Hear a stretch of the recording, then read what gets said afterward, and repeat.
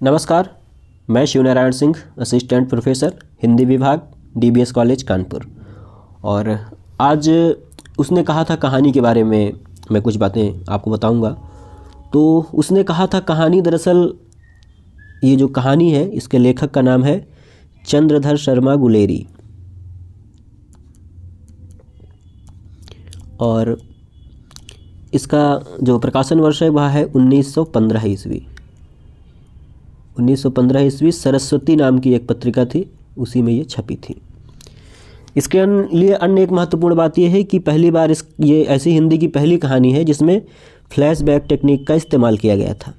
Flashback technique कहते हैं इसे, इसी को हिंदी में दरअसल कहते हैं पूर्व दीप्ति पद्धति। पूर्व दीप्ति पद्धति यानी जो बाद में घटेगा उसे पहले ही दिखा देना। जैसे आमतौर पर जो कथानक होता है वो आदि, मध्य और अंत इस तरह से विभाजित होता है। पहले शुरू की घटनाएं होती हैं, मध्य की में कुछ घटनाएं होती हैं, अंत में एक घटनाक्रम होता है जहां कहानी एंड हो जाती है। इसमें कई बार होता है कि आदि अंत की चीज़ शुरू में ही दिखा सकते हैं या मध्य की चीज़ शुरू में दिखा सकते हैं, यानी एक निश्चित जो क्रम है उसको तोड़ देना, यही कहलाता है फ्लैशबैक टेक्निक। बहुत सारी मूवीज़ में भी इस तरह की टेक्निक का इस्तेमाल किया जाता है। तो हिंदी में जो पहली बार इस्तेमाल किया गया कहानी में वो उसने कहा था कहानी थी। यह एक प्रेम कहानी है, प्लेटोनिक प्रेम इसमें दिखाया गया है, एकदम आदर्शवादी प्रेम। तो इस तरह की ये कहानी है। कहानी में क्या है, कहानी की कथा वस्तु, इस पर बात कर रहे हैं हम आगे। तो दरअसल ये कहानी जिसका नाम है उसने कहा था, इसका कथानक बहुत ही सुंदर है, सुगठित है और स्वाभाविक किस्म का है। बहुत अस्वाभाविक अतिमानवीय घटना इसमें कोई है नहीं। सामान्य सा पात्र है लहना सिंह, हजारा सिंह, बोधा सिंह और सूबेदारनी। 3 पात्रों के विषय में आपको पहले जान लेना चाहिए इसमें, इसके बाद ही इस कहानी को आप समझ पाएंगे। तो जैसे कि मैंने कहा कि इसमें आपको कुछ पात्रों को समझना है, तो उनमें से प्रमुख है कुछ पात्रों के लिए लहना सिंह एक पात्र है जिसको जानना जरूरी है, लहना सिंह। इसके बाद एक पात्र है हजारा सिंह, सूबेदार है वो, हजारा सिंह। और इसके बाद एक पात्र है जिसका नाम है बोधा सिंह। बोधा सिंह भी एक पात्र है। और एक महिला पात्र है सूबेदारनी। सूबेदारनी। इतने पात्रों को आप यदि जानते हैं तो इस कहानी को समझने में समस्या नहीं होगी। मुख्य पात्र लहना सिंह है। हजारा सिंह दरअसल इसमें सूबेदार है, हजारा सिंह ही सूबेदार है, तो इसमें सूबेदार भी उसके लिए जिक्र आएगा। ये सूबेदार है, ये सूबेदारनी है, तो जाहिर सी बात है ये पति पत्नी है। और इन्हीं का पुत्र है बोधा सिंह। तो हजारा सिंह और सूबेदारनी का पुत्र है बोधा सिंह। और इस कहानी में लहना सिंह की उपस्थिति ये है कि लहना सिंह जब 12 वर्ष का होता है और सूबेदारनी 8 वर्ष की होती है, तब से यह कहानी प्रारंभ होती है। कहानी में वहीं का दृश्य, पहले कहानी में युद्ध का दृश्य है, उसके बाद ये दृश्य आते हैं। तो इसीलिए कहानी फ्लैशबैक टेक्निक की भी है। होता इसमें यह है कि जो ये 12 वर्ष का बालक है और ये 8 वर्ष की बालिका है, इनकी मुलाकात होती है एक जगह पर, एक दुकान में। ये कुछ सामान खरीद रहे होते हैं। इस तरह से लहना सिंह उस बालिका के प्रति आकर्षित होता है। इसके बाद 25 वर्ष का समय बीत जाता है जब सूबेदार हजारा सिंह के साथ सूबेदारनी की शादी हो जाती है और फिर युद्ध भूमि में जा रहे होते हैं। उसी समय सूबेदारनी ने कुछ कहा लहना सिंह से, और वो क्या कहा उसी को आधार बनाकर ये कहानी लिखी गई है जिसका नाम है उसने कहा था। तो उसने यानी सूबेदारनी ने कहा था, और किससे कहा था? लहना सिंह से कहा था। तो लहना सिंह से सूबेदारनी ने क्या कहा था उसी को आधार बनाकर लिखी गई कहानी है जिसका नाम है उसने कहा था। अब आइए समझते हैं इसका कथानक क्या है। हजारा सिंह सूबेदार है, सूबेदारनी इसकी नायिका है इस कहानी की। बोधा सिंह हजारा सिंह और सूबेदारनी दोनों का पुत्र है, और लहना सिंह इसमें एक सूबेदारनी का प्रेमी है।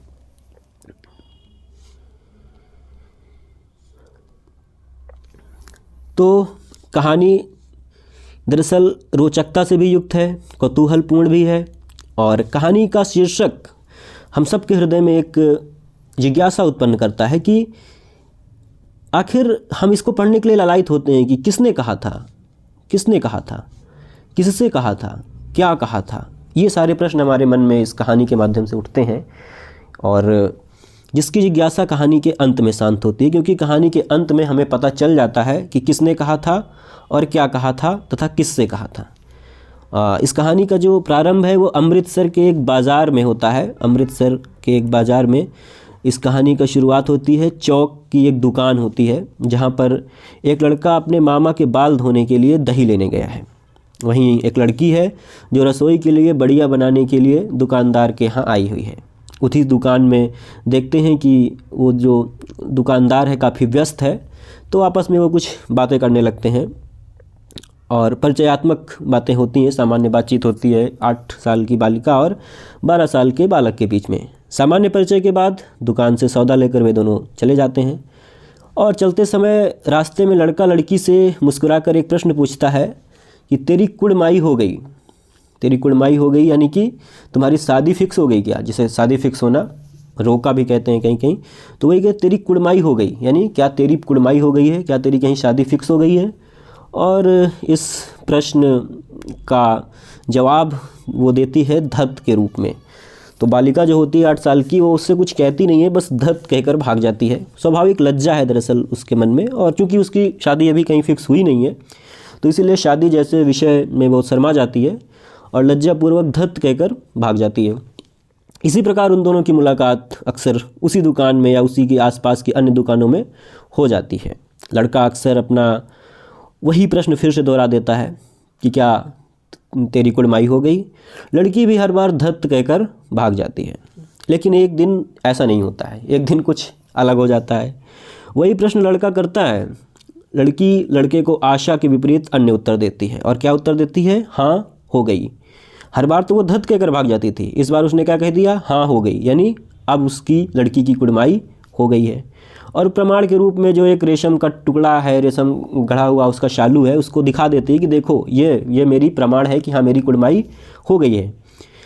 लहना सिंह के दिल में एक ठेस लगती है, जैसा कि स्वाभाविक ही है, और वह व्याकुल सा हो जाता है। रास्ते में बहुत सारी जो फल वाले होते हैं, सब्जी वाली होती है, उनसे वो टकराता हुआ चलता है। बहुत सारे यहाँ पर घटनाक्रम ऐसे होते हैं कि एक तरह से वो निराश हो जाता है, नशे की हालत जैसे में पहुँच जाता है वो, और फिर यहीं दरअसल ये दृश्य ख़त्म हो जाता है। ये पूरी कहानी जो है 5 दृश्यों में है, 5 दृश्यों में ये कहानी बटी हुई है, जिसमें से पहले दृश्य में यहाँ तक बात होती है। दूसरा दृश्य जब हम देखते हैं तो इस दृश्य में हम देखते हैं कि परिचयात्मक बातें लड़के और लड़की की हो चुकी हैं। दूसरे दृश्य में एक सिख राइफल 77 जो है, 77 सिख राइफल है, वहाँ के जवानों का दृश्य दिखाया जाता है। और उसमें सूबेदार हजारा सिंह, जिसकी मैंने अभी चर्चा की थी, वह उसका सूबेदार है उस राइफल्स का, 77 सिख राइफल्स का। और जमादार के रूप में इतनी कुछ छोटी सी पोस्ट में लहना सिंह भी है, सिपाही की तरह की पोस्ट में। और इसी में एक अन्य व्यक्ति भी है, अन्य, जिसका नाम वजीरा सिंह है, जो साधारण सा पात्र है, इसका ज़्यादा महत्व नहीं है इस कहानी में। लहना सिंह से बीमार बोधा सिंह का हालचाल पूछता है। बोधा सिंह दरअसल बीमार है, जो कि सूबेदार हजारा सिंह और सूबेदारनी का पुत्र बोधा सिंह है, वो कुछ बीमार है।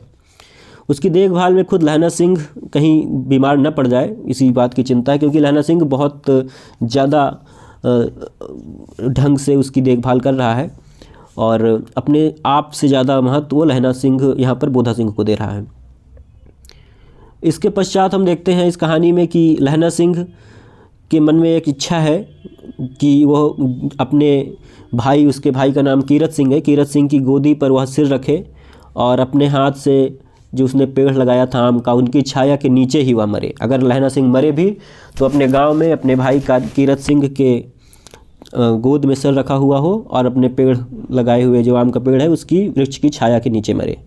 वजीरा सिंह जो कि एक अन्य सिपाही है, वह उसे इस बात पर डांटता है कि मरने मारने की बात मत करो, और सैनिकों में एक ताजगी भरने के लिए कुछ गीत भी गाता है यहाँ पर वजीरा सिंह।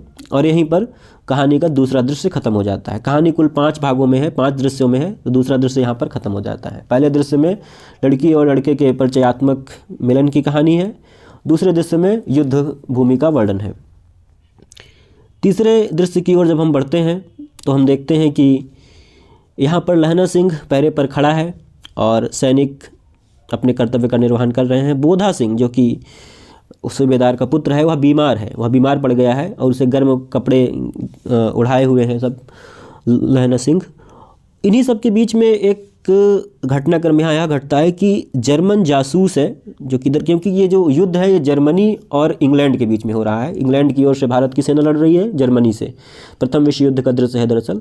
तो जर्मनी और इंग्लैंड के बीच जो प्रथम विश्व युद्ध हो रहा था, प्रथम विश्व युद्ध में विश्व 2 गुटों में बटा हुआ था। तो एक तरफ जर्मनी की सेना है और एक तरफ ब्रिटेन की सेना है। तो ब्रिटेन की सेना की ओर से फ्रांस में ये युद्ध हो रहा है और युद्ध में दरअसल एक तरफ ब्रिटेन की सेना की ओर से लहना सिंह जैसे लोग हैं जो कि 77 राइफल्स में हैं और यहाँ जर्मनी। तो यहाँ पर ये देखते हैं कि एक घटनाक्रम ये घटता है, यहाँ एक जर्मन जासूस आ गया है जो कि सिखों का जो हेड है लप्टन साहब, उसका रूप धारण किया है, यानी उसी की तरह दाढ़ी लगा लिया है और भी चीज़ें कर लिया है। ऐसा लग रहा है कि वो कोई सिख है, दरअसल वो सिख नहीं है, वो एक जासूस है जो जर्मनी की ओर से, जर्मनी की सेना की ओर से आया है। और वो आदेश देता है जर्मन जो जासूस है लप्टन साहब का वेश बनाकर जो आया है कि खंदक में 10 आदमी रुके, यानी वो जो जहाँ पर वो रुके हैं, वो जो टुकड़ी रुकी है वहाँ केवल 10 आदमी रुके, बाकी सारे लोग हजारा सिंह को शेष साथियों के साथ दूसरी खाई की ओर भेज देता है कि हजारा सिंह और सभी दूसरी खाई की ओर चले जाएं, यहाँ कम लोग बचें ताकि वह यहाँ पर हमला करके इस जगह को जीत लें। इसके लिए वह जासूस आर्डर दे देता है, लप्टन साहब का वेश धारण करके आता है।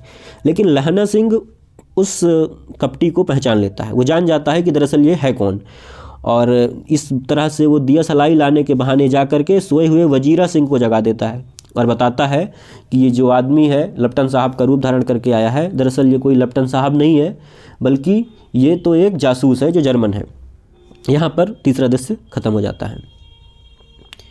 फिर हम आते हैं चौथे दृश्य में, और चौथे दृश्य में देखते हैं कि लहना सिंह और वजीरा सिंह को सारा षड्यंत्र जब पता चल जाता है तो सूबेदार को वापस बुलाने के लिए एक बुलावा भेज देते हैं और लौटने पर कपटी लप्टन सिंह को 3 गोले रखते देख लेते हैं, क्योंकि वो गोला इसलिए रख रहा है क्योंकि यहाँ गोला रख देंगे बाद में वो बंद छूट जाएंगे और इस तरह से पूरी सेना को ख़त्म कर देंगे। लेकिन लप्टन पिस्तौल की गोली चला देता है जो कि गोली लहना सिंह को लग जाती है और लहना सिंह के जांघ में गोली लग जाती है, ढेर सारा खून बहता है।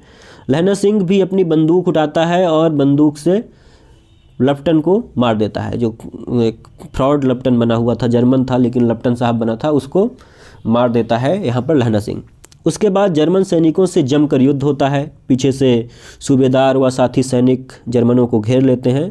2 तरफे आक्रमण से जर्मन समाप्त हो जाते हैं, क्योंकि दोनों तरफ से अब ब्रिटेन के सैनिक या भारतीय सैनिक जो ब्रिटेन की ओर लड़ रहे हैं आ जाते हैं, तो जर्मन तो समाप्त हो जाते हैं। परंतु लहना सिंह को बहुत गंभीर घाव लग गया था क्योंकि उसकी जांघ में गोली लग गई है, जिसे वह मिट्टी से पूर लेता है अपने घाव को, पर घाव में इतना ज़्यादा खून बह रहा है कि उसका पूरा कपड़ा भीग जाता है।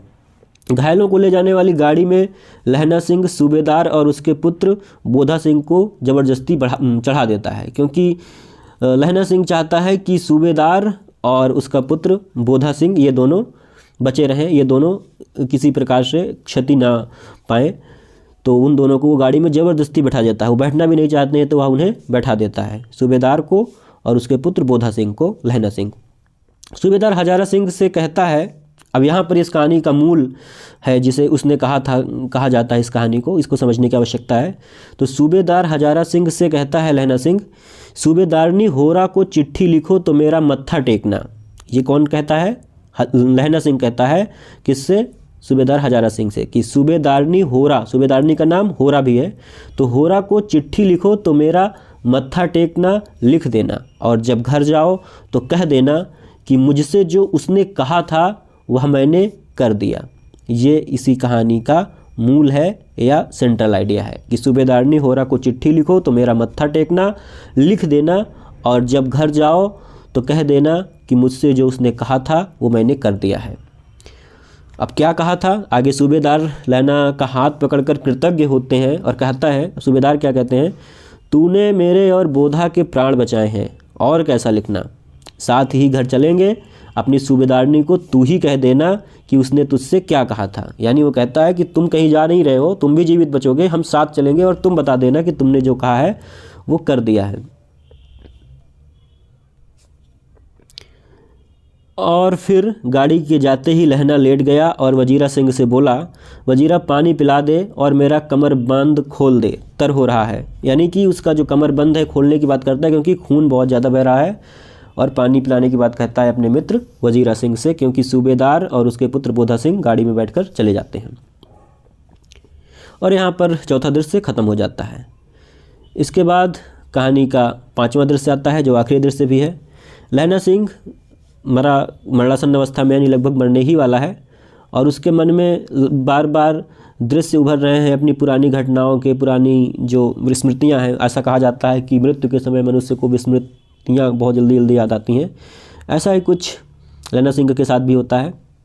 उसे पुरानी घटनाएं लगातार याद आ रही हैं। उसे बचपन की घटना याद आती है कि एक लड़की से उसका परिचय होता है, और दरअसल यही वही लड़की है होरा, जिसका नाम सूबेदारनी भी है। उसकी सगाई होने की बात सुनकर क्रोधित हो जाता है वह। उसे क्रोधित होने की बात याद आती है। फिर 25 वर्ष का समय बीत जाता है। लहना सिंह डूबा हुआ है कि वह 27 राइफल्स में जमादार हो गया है, छुट्टी पर घर गया है। अफसर के बुलावे की चिट्ठी आने पर सूबेदार हजारा सिंह की चिट्ठी मिली कि हमारे साथ होते हुए घर जाना, मैं और बोधा सिंह साथ चलेंगे, यानी कि हजारा सिंह और बोधा सिंह साथ जाएंगे, ऐसा उसे चिट्ठी मिलती है। जब चलने लग गए तो सूबेदारनी ने पूछा, जब दरअसल उसे याद आता है पुरानी घटना कि जब वो सूबेदार के घर पहली बार पहुंचा था तो सूबेदारनी ने पूछा था उससे, मुझे पहचाना? प्रश्न किया था लहना सिंह से, मुझे पहचाना? लहना सिंह ने मना कर दिया था कि नहीं, मैंने नहीं पहचाना। लेकिन जब लहना सिंह ने मना कर दिया तो सूबेदारनी ने उसे बताया कि सगाई की वाली बात सुनकर किस तरह से उसका दिल महसूस गया था, और उसे एक सुप्त प्रेम जो था, छुपा हुआ प्रेम था, वो जागृत हो गया, क्योंकि वो जान गया कि ये वो लड़की है, ये वही लड़की है, 8 साल की जो बालिका थी वही आज सूबेदारनी है। उसको पहली बार पता चलता है। उस दृश्य को वो याद कर रहा है अपने मृत्यु के समय। और फिर मार्मिक स्वर में कहा, जिस तरह दही वाले दुकान। अब ये दरअसल उसने जो कहा था, उसने क्या कहा था, ये यहाँ पर बात खुल रही है। जिस तरह सूबेदारनी कह रही है कि जिस तरह दही वाले की दुकान के आगे तांगे से बचाया था, मुझे बताया था, यानी कि उस सूबेदारनी को बचाया था। सूबेदारनी ने कहा कि जिस तरह दही वाले की दुकान के आगे तांगे से मुझे बचाया था और आप घोड़ों की लातों में चले गए थे, ऐसे ही इन सूबेदार जी तथा बोधा सिंह को बचाना। ये बात कही थी उसने, यानी सूबेदारनी ने। और किससे कही थी? लहना सिंह से। अतीत की इन्हीं स्मृतियों में खोए हुए लहना सिंह का सिर वजीरा सिंह अपनी गोद में रखे हुए है। लहना सिंह बीच बीच में बड़बड़ाता है, वजीरा पानी पिला दे, उसने कहा था। थोड़ी देर बाद उसने अपने भाई कीरत सिंह व अपने लगाए हुए आम के पेड़ को मूर्छा में याद कर बड़बड़ाते हुए अपने प्राण त्याग दिए। यानी इन्हीं स्मृतियों को याद करते हुए लहना सिंह प्राण त्याग देता है। तो ये दरअसल कहानी थी जिसका नाम था उसने कहा था।